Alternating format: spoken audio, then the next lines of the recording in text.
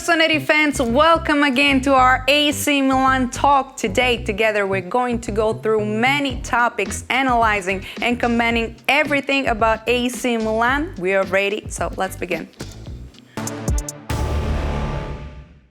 Obviously, I'm not alone tonight presenting everything about AC Milan. I'm with Sheridan. Bert, welcome. Hi, Juicy. Hi, everybody at home, the Rossoneri fans across the world. Hope everyone is well.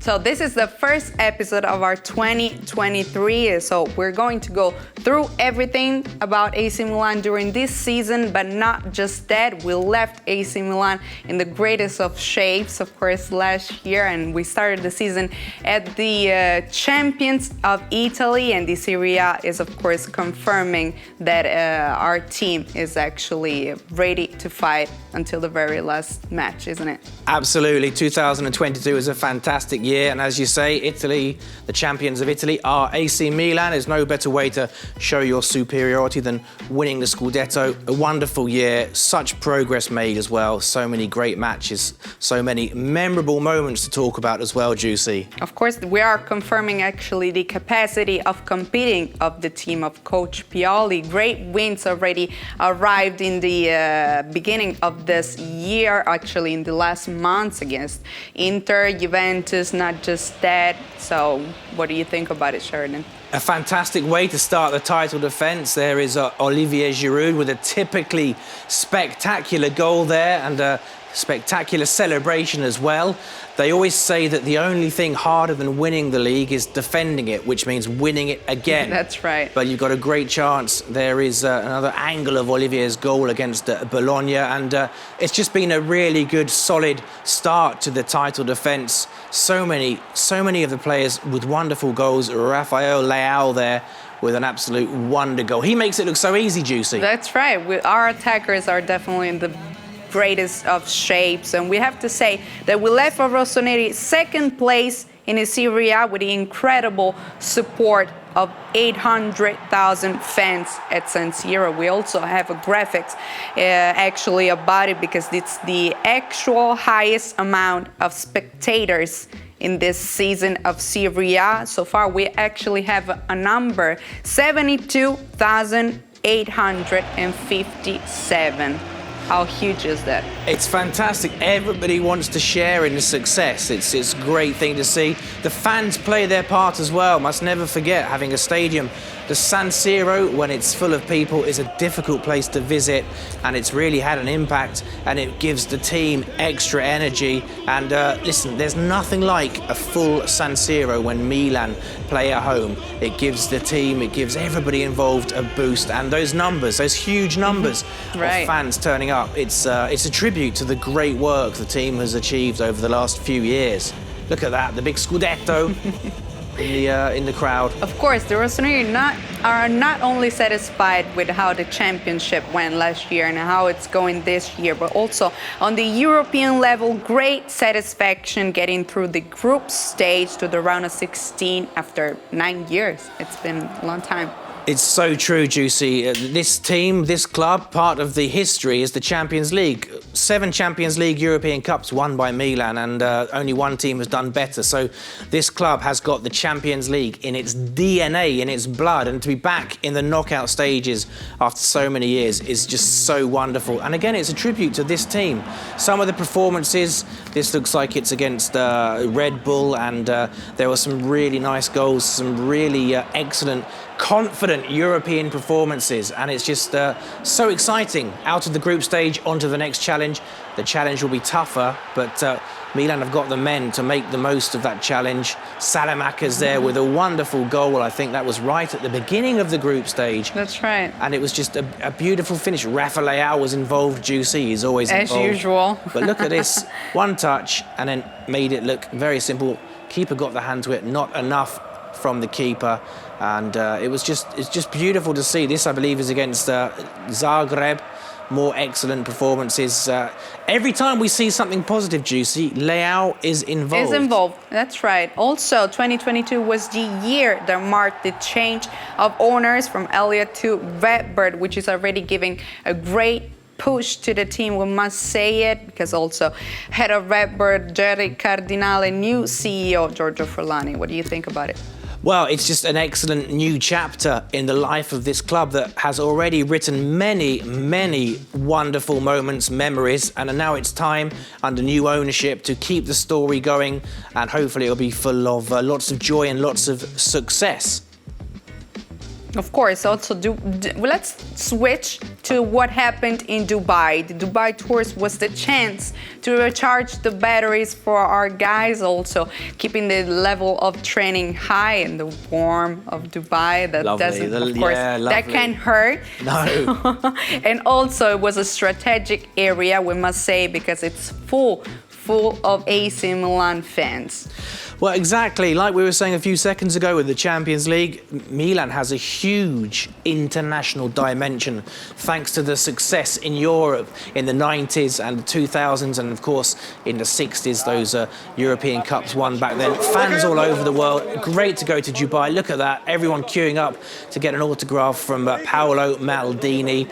And it's nice, it was nice for the players. There is Benasser meeting the fans, to have some sunshine in November and December, because back here in northern Italy it was a little bit cold, but just a little bit. but there is Mike Maignan in the sunshine enjoying the adulation of the fans. It's great to meet the fans around the world. They did not just meet them there, because there was a meet and greet along with Puma, where our players also got the chance to meet many of our fans. We have also some images about it, because there was a renewal of the contract with Puma.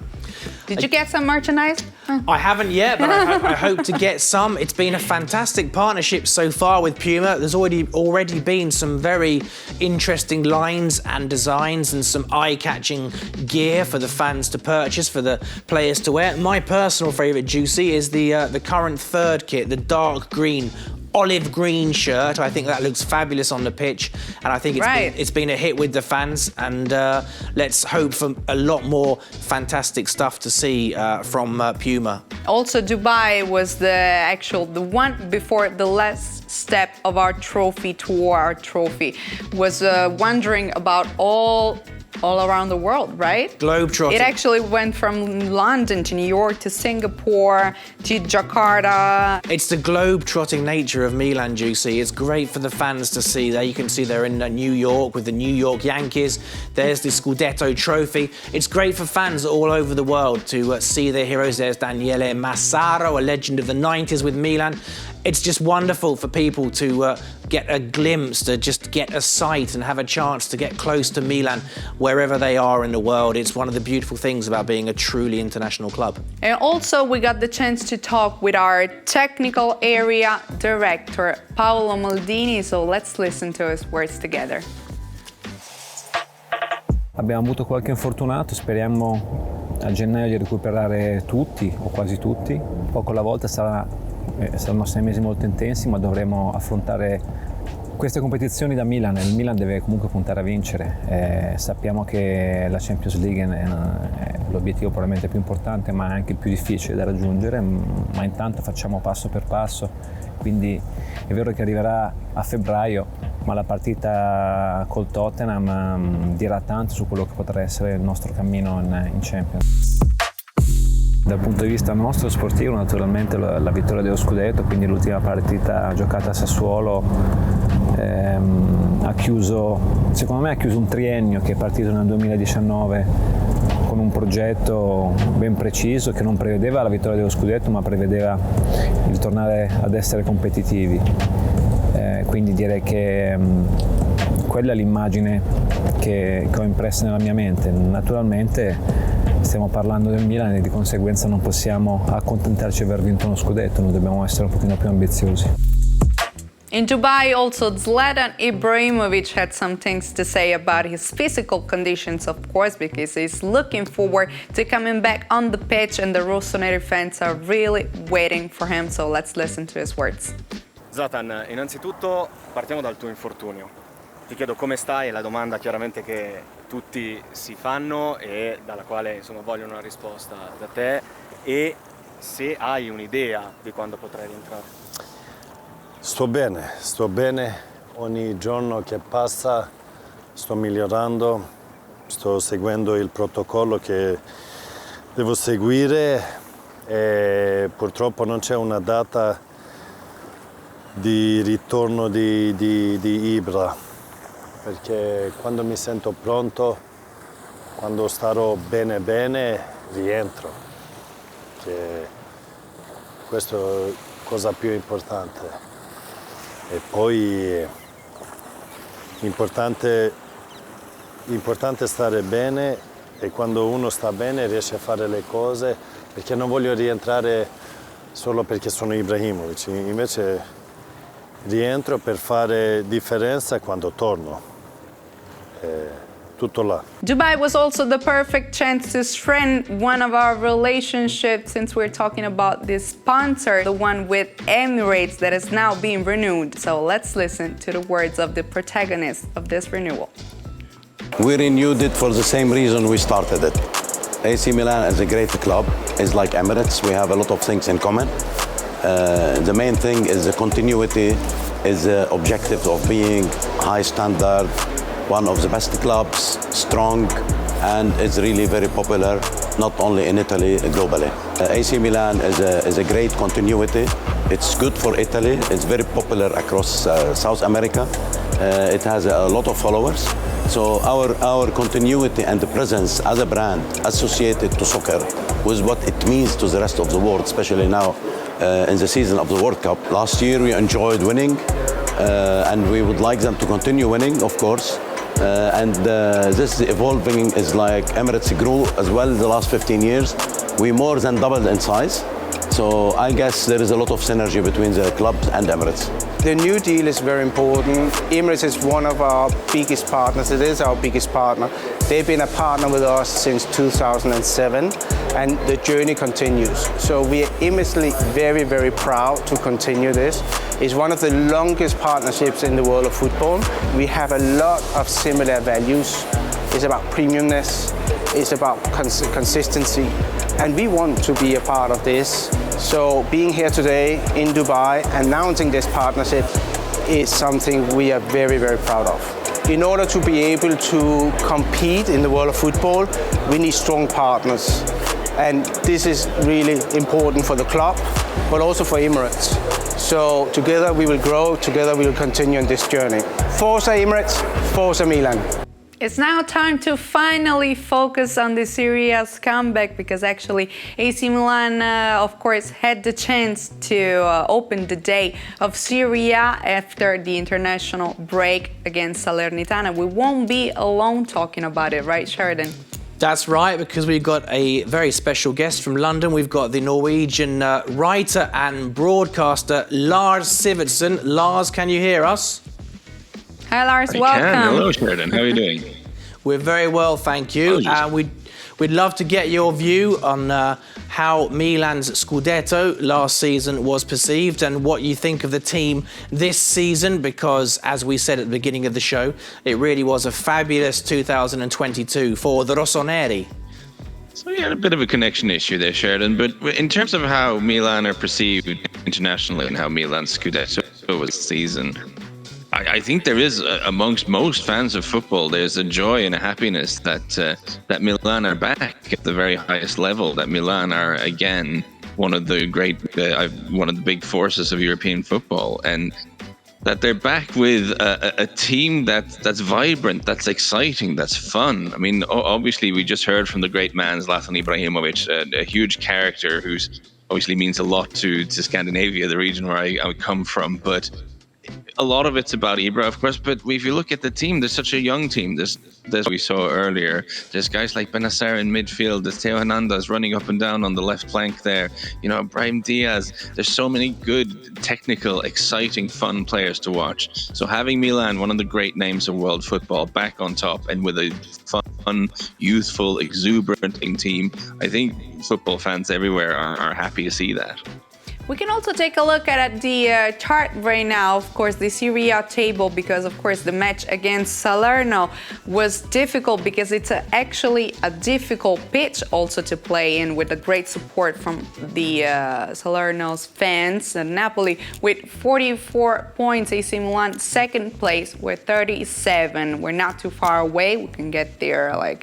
We have plenty of chances, right? Of course, there's a long way to go. There's plenty of matches to be played, and it's nice to be first. But if you can't be first, it's not bad to be second. It means that you're still involved. Have you had a chance to see much of Milan this season in the last few matches, Lars? Yes, and actually, even though you're not top of the league, the team is still good. There hasn't been a huge regression since last year. I don't think there have been some few drop points here and there where,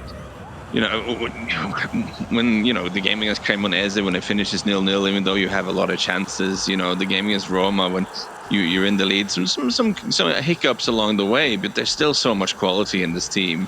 Raphael enjoying himself, as we can see. There's been quite a lot. Exactly, there's been quite a lot of that. You spoke about quality, and Lars, he's having and such Leao. And Leao showed up. That's right. Absolutely. Also in the match he against did, and he's having. I think go looking at this from the outside, from an international perspective, he's having one of those periods now where he's making the leap from being a big talent, from being someone who we know can do a great thing, to being a real sort of global superstar. I think someone who turns up pretty much every week, and you mentioned it early in the show, we watch highlights from this team, and it's always him involved when good stuff is happening. We must remember also that Leao was elected MVP of last season and is given actually confirmations.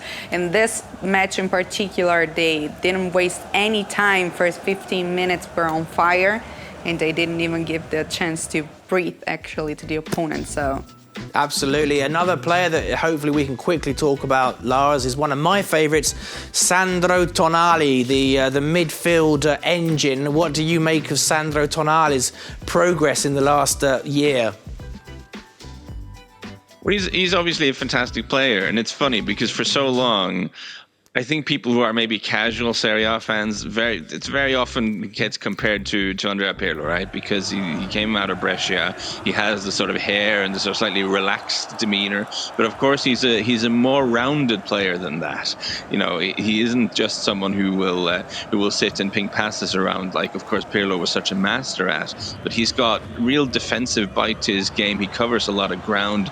As you can see, he can play these beautiful passes, as we saw here and we've seen many times. But he's a very complete fielder and someone who brings so much to the team.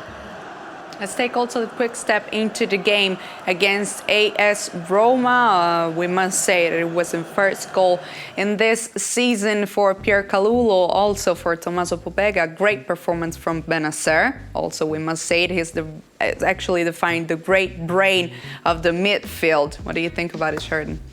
Yeah, I mean, I'd love to get Lars's view on the match against Roma, because obviously it was a draw, which wasn't the best result, and it was something of a shock. But the fact that the team were disappointed with a draw against against a strong side like Roma, shows that the team have made great leaps. I wondered what you made of the match, the most recent match against AS Roma.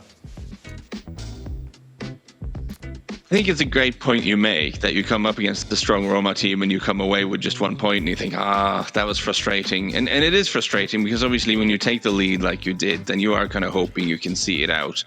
And I guess it's something, it kind of sums up a little bit where I think we're at with this team, is that there's so much good. There's so many good players still. But little accidents have happened this season, which is why Napoli are ahead so far, but there's not a lot that has to be fixed for you to overtake that lead. Of course, we also have to take a little step into what happened yesterday with the elimination of AC Milan against Torino in Coppa Italia. What did you think about it, Sheridan? What went wrong, actually? What happened was the ball just didn't go in the net. It's one of the most basic principles of football. It is a cliche, but it's true. If the ball doesn't go in the net, you don't score, and it just didn't happen yesterday. But it's a lesson. There are some people that would say that, you know, every defeat is also a lesson. It's a chance to have a look at what went wrong. Milan are still going strong in the defence of the Scudetto in the Champions League. So it's horrible to lose a match. It's horrible to lose at home. But let's try and learn something from this Coppa Italia defeat and bounce back from it stronger, Juicy. Of course. Actually, we must say that also against AS Roma, actually, for 80 minutes, AC Milan was going strong. Absolutely. Sometimes it doesn't go your way, and that's just what happened in the last two matches. But hopefully the team can learn from that and put those negative results behind them. Of course, post-match interviews also from Coach Pioli and Sandro Tonali. You were talking about it. He had some things to say after the match, so let's listen to their words. È mancata sicuramente un po' di qualità quando abbiamo giocato 11 contro 11, ma abbiamo fatto una partita decisa, aggressiva, contro l'avversario tosto non ci siamo sicuramente, abbiamo lottato tanto, recuperato tanti palloni, ci è mancato poi dopo un po' più di qualità nell'ultimo passaggio, ma quello che non ha funzionato è stato sicuramente la non capacità di sfruttare la superiorità numerica con più lucidità, con più, tra virgolette, anche tranquillità. Dovevamo far girare di più la palla, abbiamo concluso tantissime volte, credo che abbiamo tirato verso la porta 32 volte, ma a volte abbiamo concluso con frenesia e non nella situazione adatta. È un peccato insomma, perché ci tenevamo e perché comunque la partita l'avevamo fatto e dovevamo fare qualcosa in più per non arrivare a questa sconfitta. La squadra deve ripartire, deve giocare con le proprie qualità, con le proprie idee. Purtroppo nelle due ultime partite siamo stati penalizzati molto dal risultato, non credo così tanto dalle prestazioni, però è chiaro che qualcosina in più dobbiamo assolutamente fare, perché non riesci a far gol stasera, devi andare comunque ai rigori, non devi subire un gol così, e quindi ci sono delle difficoltà, ci sono delle cose che dobbiamo sicuramente migliorare velocemente, perché chiaramente nel campionato né la Supercoppa né la Champions aspetta qualcuno che non ha la qualità e la predisposizione per giocare a certi livelli, quindi sicuramente tutti noi dobbiamo fare qualcosa in più. Noi sappiamo che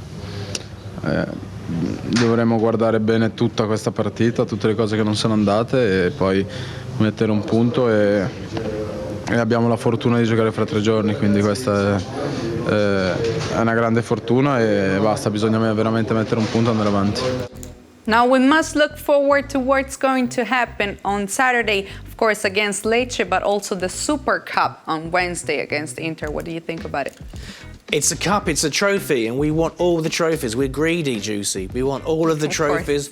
We want all of the cups. For those who don't know, it's the winners of last season's Scudetto against the winners of last season's Coppa Italia. Milan are the champions of Italy.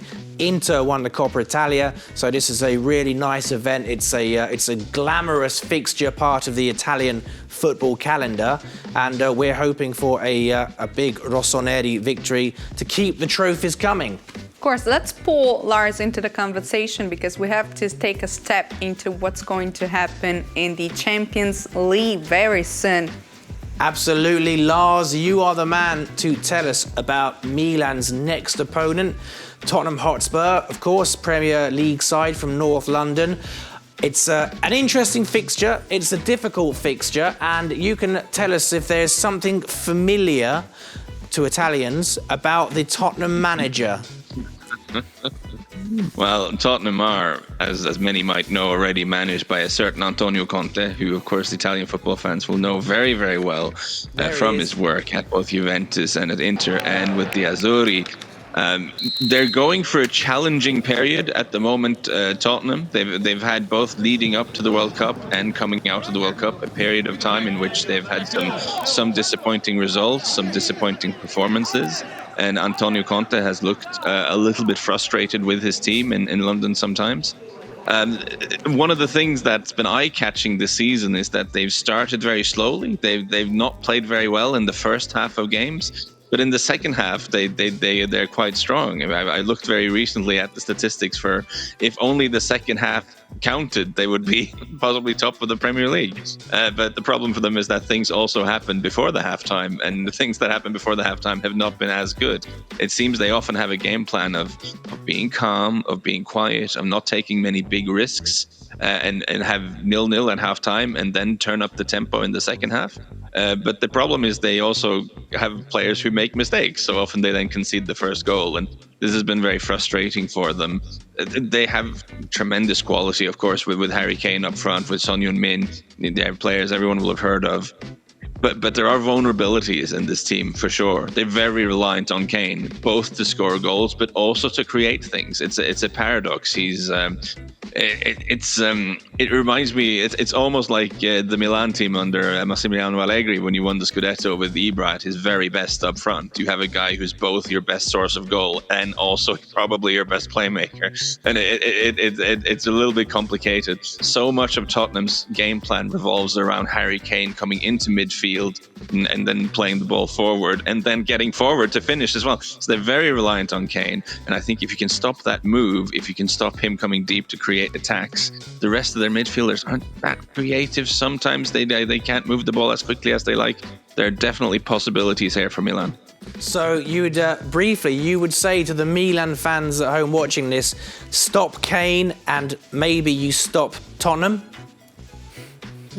For sure, that's putting it very strongly. Of course, they have other footballers, but once you stop Kane from linking up with the other forwards, they really do struggle to create chances. Tottenham, it's something that's been a problem for them all season. They try to go wide to the wing backs. Perisic at left wing back is dangerous. He can put good crosses in. We know this. But they lack a little bit of creativity then. One thing to look out for, though, is the set pieces. They've been very dangerous on set pieces. So I'm sure the coaches of AC Milan will do their homework. They'll study this very closely going into the games, and everyone will have their assignments. But be very careful of corners and free kicks against.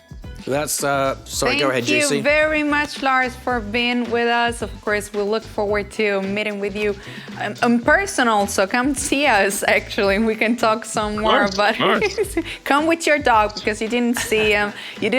It was off records, but he has a beautiful dog that is right next to him. So we want to meet him.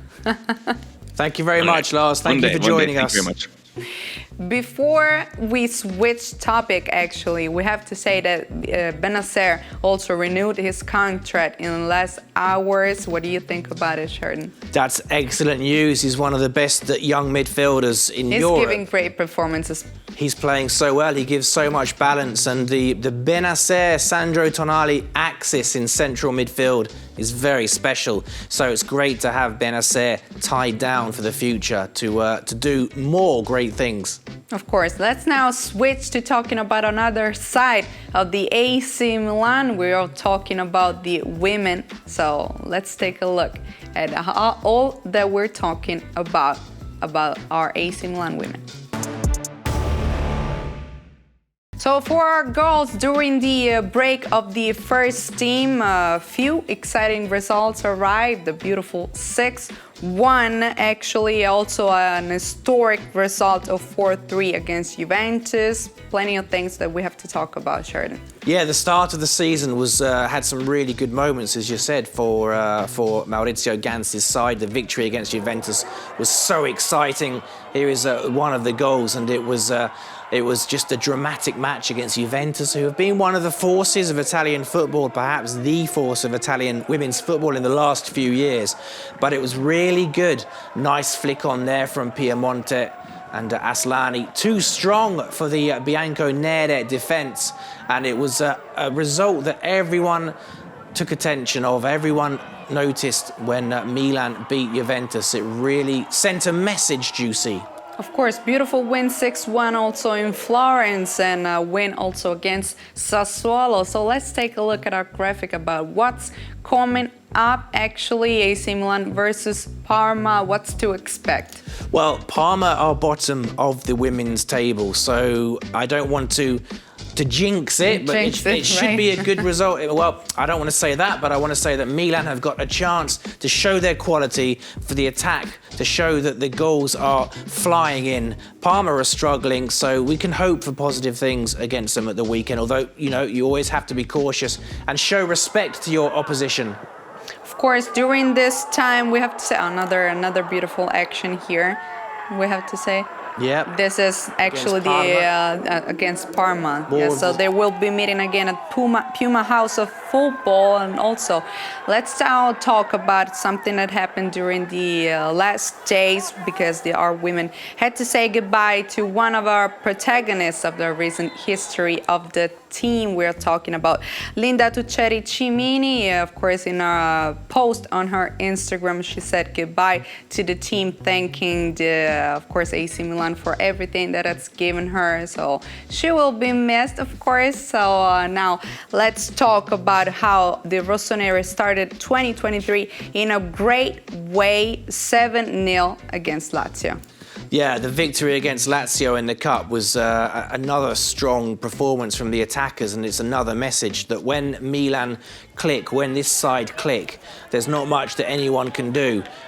Wearing the green kit, Juicy, I hope you noticed, that's the lovely green kit, and that's a really good goal for the ladies in the Coppa Italia, who now go into the next round of the tournament, and let's hope that this performance here and all of these goals here, let's hope that they are an indicator of things to come for Maurizio Ganzi's side. It's now time for the match against Fiorentina. We also have a graphic for actually the games that are coming up. So what's to expect now?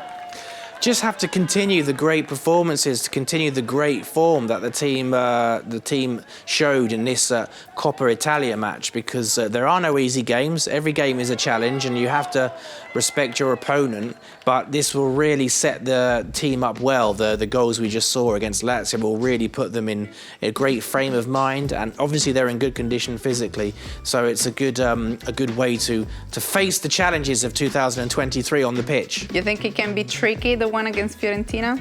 I think every game's tricky if you don't approach it in the right mentality, and if you don't approach it, or if you have a few players who are physically or fitness-wise a bit under par. But I know that Milan have got the weapons to beat anybody. Of course, now we have talked about the AC Milan women. We're switching topic and talking about the under-19.